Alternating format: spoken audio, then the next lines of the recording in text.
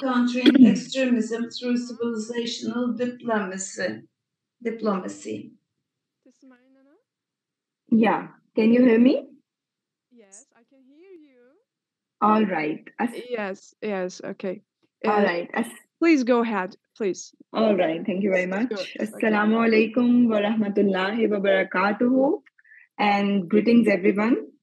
I am Dr. Sidra Tariq Jamil, serving as a communications expert with ISSCO's Center for Civilization Dialogue in Morocco. I would like to begin by thanking the organizers for putting together this apt and pertinent conference at a time when extremism dominates international affairs. It is thus imperative on all of us to not only focus on the problem, but also prefer solutions. We need to think out of the box to counter extremism, which is a scourge on human dignity. Taking, therefore, a more ideational approach by looking at the extremism issue through the social constructivist lens, I'll be presenting today my thoughts and insights on countering extremism through cultural knowledge and civilizational competence. To begin with, it has to be explicated that Islam is a religion that celebrates seeking knowledge, and Islamic epistemology underscores the centrality of internalizing knowledge as a precursor to applied reasoning that is rational and logical. Even though it has long been said that a little knowledge is a dangerous thing, we must not cease acquiring knowledge in terms of lifelong learning that can benefit society by celebrating diversity and espousing inclusivity. In congruent with promoting international peace and global harmony, we must seek and apply knowledge in building less walls and more bridges. We must model our educational system in such a way that it is pertinent to the values and virtues of tolerance. We must emphasize the role of youths to be purveyors of tolerance, especially on the social media front. We must empower more women to be at the forefront on promoting tolerance. The idea here is that the more we promote tolerance, the more effective we can battle extremism.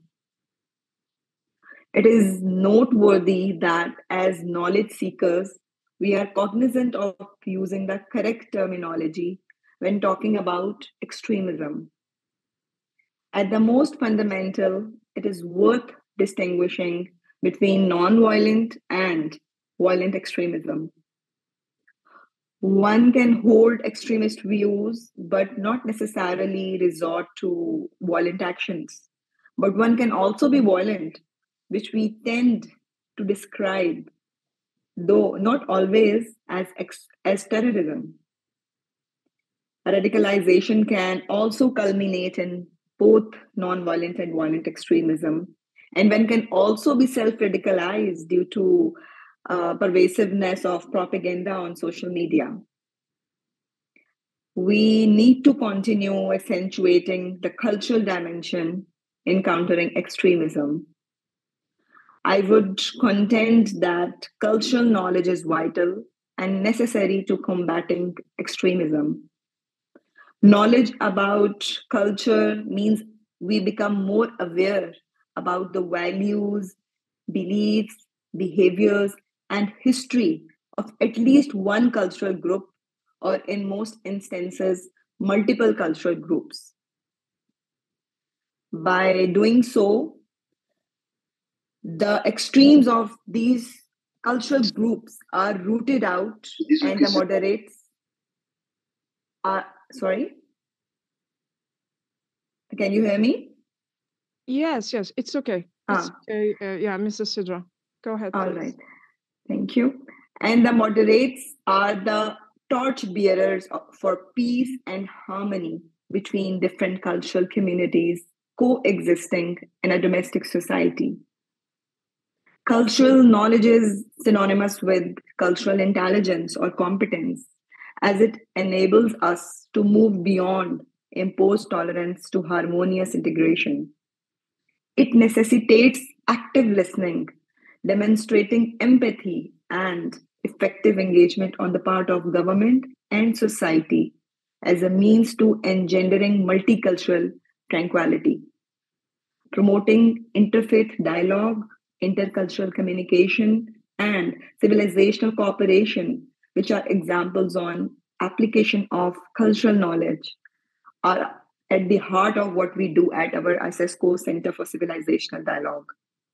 Civilizational competence is about having requisite knowledge about the idea of civilization in order to exercise good judgment geared towards building up strategic trust for deepening cooperation through dialogue and diplomacy. We can think of civilization as a complex form of an interconnected society held together by enduring socio-political structures negotiated by the state through governmental institutions. I would propose here that emanating from civilizational competence is cultural technopreneurship that can help counter extremism. This interdisciplinary notion of cultural technopreneurship entails the triangular relationship of culture, technology, and entrepreneurship, working in tandem to uplift and enliven society, and in so doing, help strengthen the social compact between the government and the people. The more society prospers, institutions are strengthened, technology is embraced, and the spirit of entrepreneurship is promoted, the less likely it is for extremism to germinate or flourish. Looking ahead, we cannot effectively counter all forms of extremism if we do not emphasize the importance of cultures and civilizations in both understanding the problem of extremism in all its manifestations and providing innovative solutions to neutralize it. I have proposed in my remarks that the acquirement of cultural knowledge and internalization of civilizational competence are diplomatic remedies to counter extremism. This ideational form of thinking provides us with an alternative way of looking at a protracted problem through the prism of social constructivism, whereby, in this case, extremism is what we make of it. Civilizationalism, underpinned by Islamic values or Islamic civilizationalism, can also provide us with a useful blueprint in conducting an Islamic-oriented global diplomacy to counteract world extremism. I will end my remarks with this famous quote, which goes as follows: knowledge in power, power is wisdom, wisdom is understanding. By the same token, extremism will need to be countered not just by acquiring knowledge, but rather applying the acquired knowledge to effect change by proffering innovative solutions to neutralize the existential threat of violent extremism at the domestic, national, regional, and international levels. Knowledge is power, and that power is in each one of us to be the agent of change to counteract violent extremism. Countering extremism begins at home and with individuals exercising personal responsibility. Thereafter, as a collective, we can make a substantive and substantial impact, principally helping to preserve global harmony and international peace in the spirit of humanity. Thank you very much for your kind attention. Thank you.